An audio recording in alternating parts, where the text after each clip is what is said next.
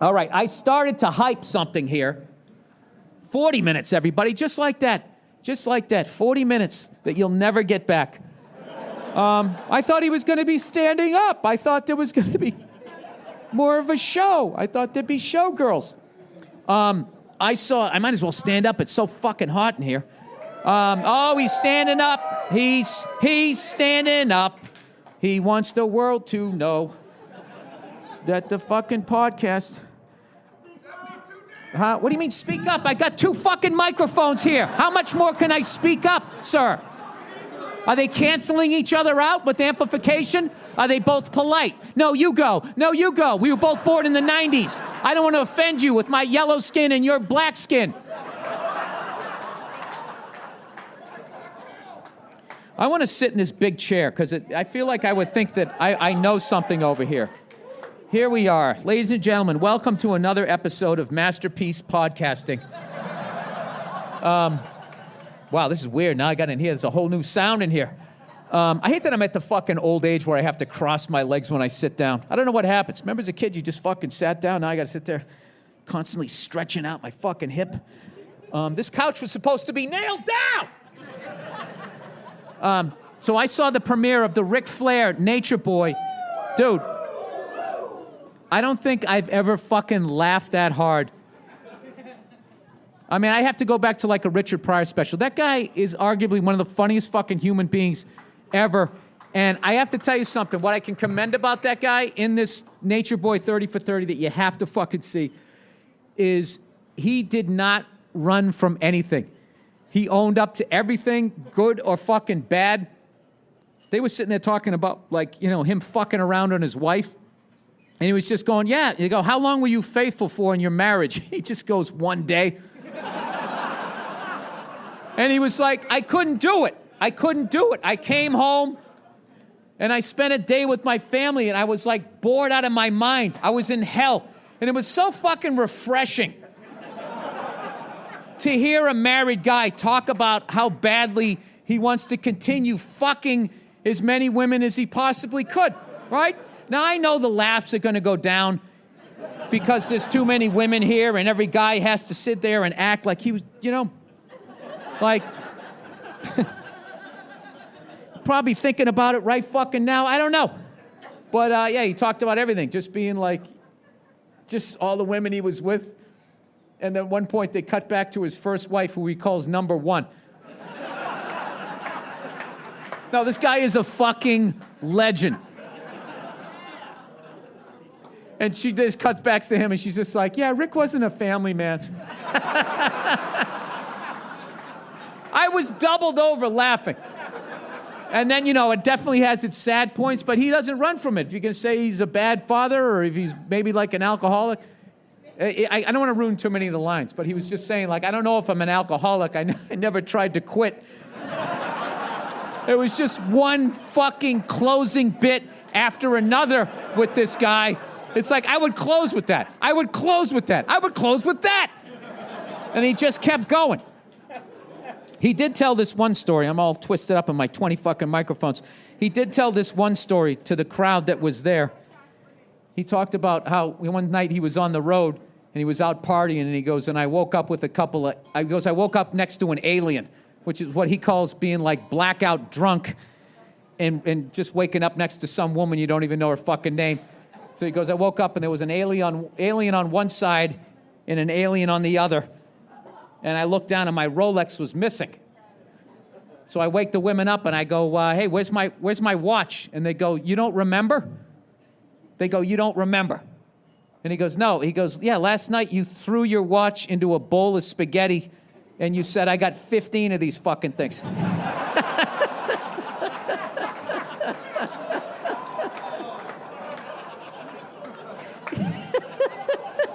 This was just a throwaway story. I mean, this is a comedy club. This is a packed house. I'm killing just remembering lines that he said. I'm telling you, you have to fucking watch this guy. It's like, I'm telling you, they ought to give him like the Mark Twain Award. They're always giving it to like these fucking people. You know, they give it to some people that are funny, but then other times they just, sometimes that's like, that guy is not as funny as fucking Ric Flair. You got to get him in there, You know they wouldn't. No, because it's always like the, the arts and Meryl Streep and blah, blah, blah, blah. Get the fuck out of here. You know, do you think she could fucking be that good an actress after a couple of back body drops? You know? You think she could do the Flair flop and keep that period correct wig that she has on? I don't know why I'm trashing Meryl Streep. I have no idea why. You know why? Because she's always getting awards. You know? Yeah. Fuck her for doing such great work. This is the dumbest shit. You know how this business works. If you trash anybody, you inevitably end up working for them. I can't tell you how many times I haven't gotten a lot of acting work, but every time I've ever gotten acting work and I'm in the fucking hair and makeup, I always get to skip the hair part, of course.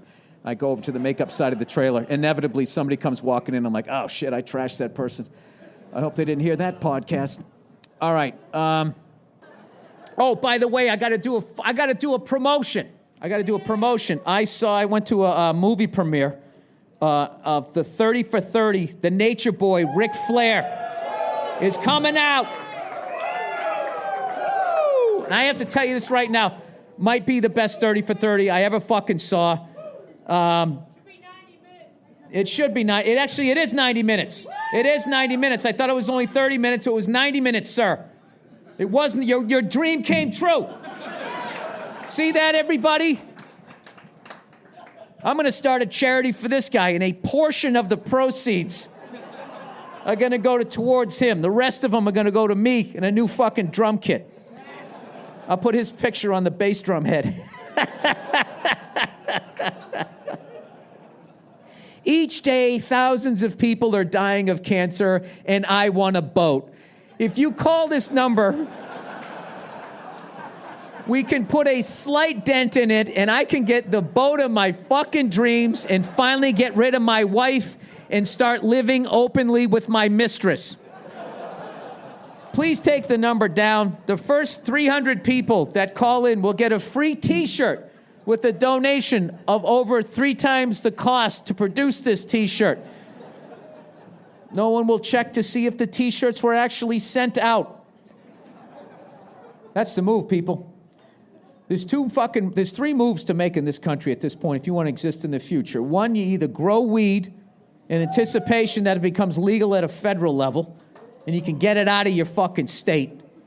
Because I know in Colorado, I guess they're drowning in the shit. They got more weed than they got hippies.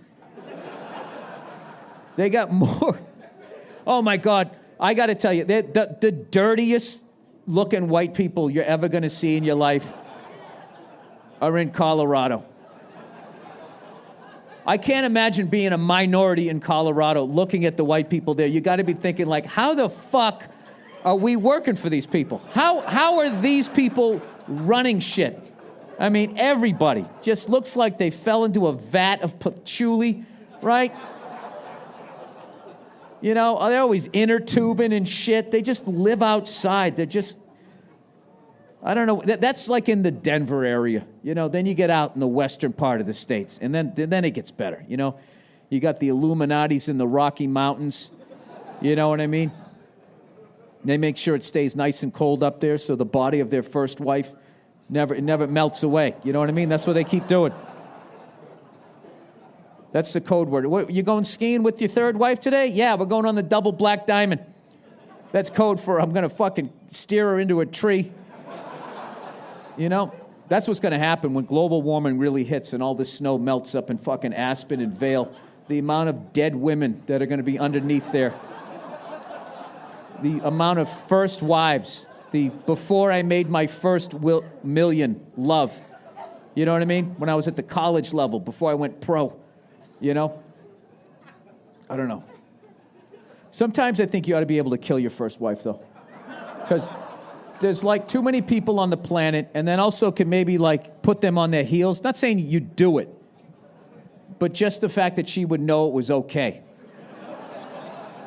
I think from where I sit would have a really positive effect on the relationship. I think the reality television viewing would go down. I should do these more because with you guys laughing, I won't get in trouble. You know what I mean? It's when I'm by myself and there's dead silence. It stops sounding like I'm fucking around and it sounds more like, is this guy reading from his own manifesto?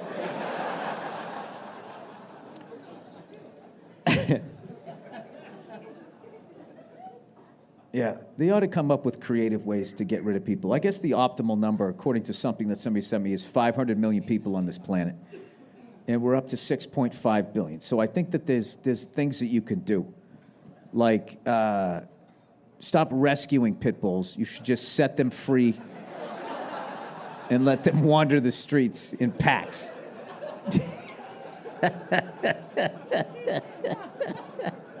And then everybody has a cyanide pill. You know, so if you get, you know, if who wants to be ripped apart by a pack of wild dogs? You can just eat it every once in a while. Or maybe you do that, like, I don't know, like there's some sort of incentive for your family if you off yourself. You know what I mean? And I figure if you off yourself, that's an even better way, because then they can, like, prepare rather than just have a bunch of carcasses on the side of the road. That'll cause diseases, which is good. But after a certain point, once we get under 500 million, now you're just killing the chosen ones, the blue chips, right? They should have like an NFL combine to find, you know, you got to get your, like every country has to get their roster down to a number, right? Like you're allowed to have 100,000 people. You're not allowed to judge it by race, religion, sex, or anything like that, right? And you just have the best of the best of race, sex, religion, all of that fucking shit that we care about, right? You just have that.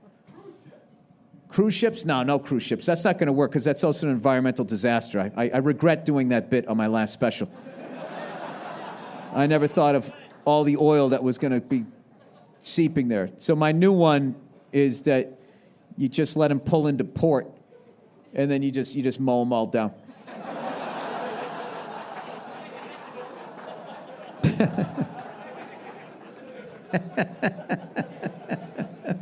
They die happy with their silly hats and their flip-flops.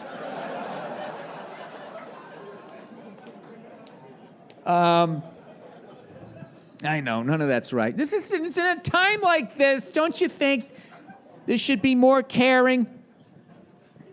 Somebody told me today that they're actually selling land on Mars. Can I somehow get in on that? I'll sell you the whole fucking planet for 15 grand. You can get out there and figure out there's no atmosphere, and then you're going to die. Oh, it's a shame. I mean, it's there. You can see it. Look right through the telescope. I sold you that. If you can get there and breathe, it's going to be all yours. It's going to be all yours. That's the way. You know something right there? That'd be the first way of how you get rid of people. You sell land on Mars, and anybody that goes to buy it, you go, okay, you won. You got a little bit of land, come down here to claim it. And then they walk into a room like Joe Pesci and Goodfellas, right? You put a gun to their head. You're like, hey, wait a minute, what the fuck? It's like, well, dude, you obviously don't want to be here. You'd rather go to Mars. It's too crowded, you know? I'm going to send you to heaven, man. You can see all the planets. All right.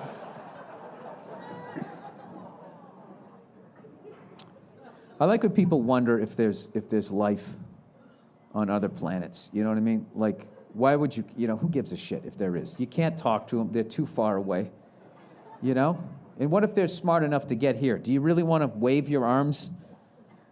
You know, why don't you just hitchhike down the fucking highway and see what happens?